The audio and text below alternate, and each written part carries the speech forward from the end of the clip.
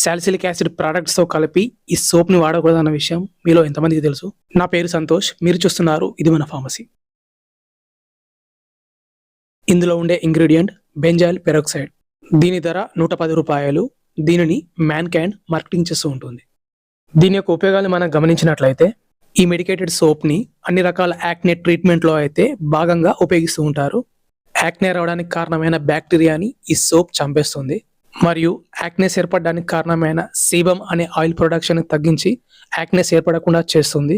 ఇంకా ఫేస్ పై వచ్చే white heads, black heads, వాపుతో కూడిన పింపుల్స్ని తగ్గించడంలో కూడా ఈ సోప్ ఉపయోగపడుతుంది. ఇంకా వీటితో పాటు యాక్నే మార్క్స్ని స్లోగా తగ్గించడం కోసం, బాడీ యాక్నే తగ్గించేందుకు, అంటే ఫేస్ పై కాకుండా షోల్డర్, చెస్ట్, బ్యాక్న వచ్చే యాక్నే, ఇంకా కొత్త పింపుల్స్ రాకుండా ఉండేందుకు కూడా ఈ సోప్ ఉపయోగపడుతుంది. ఈ సోప్ వాడినన్ని రోజులు మాత్రమే, అదేనా చాలా తక్కువ మందిలో మాత్రమే ఈ సైడ్ ఎఫెక్ట్స్ని మనం గమనించవచ్చు. సోప్ అప్లై చేసిన చోట మంట మండినట్టుగా ఉండడం మరియు చర్మం పొడిబారడం, ఇంకా చర్మం కొద్దిగా ఎరుపుదనంగా కూడా ఉండడం.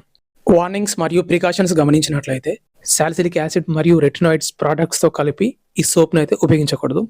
ఒకవేళ మీరు వీటిని వాడాలనుకున్నట్లయితే ఆ రోజు సోప్ను అయితే ఉపయోగించకపోవడం మంచిది.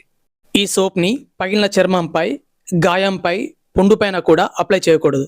ఈ సోప్ని ఏ విధంగా అప్లై చేయవచ్చు అంటే, ఈ సోప్ని అప్లై చేసిన తర్వాత 1 నిమిషం పాటు ఆగి తర్వాత వాష్ చేసుకోవాల్సి ఉంటుంది.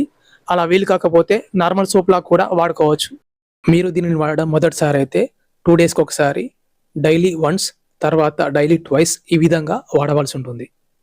ఈ సోప్ కంటిలో కనుక పడినట్లయితే వెంటనే చల్లటి నీటితో కడిగేవలసి ఉంటుంది. ఇదే విధంగా 1 వీక్ లేదా 4 వీక్స్ వరకు కూడా ఉపయోగించవచ్చు.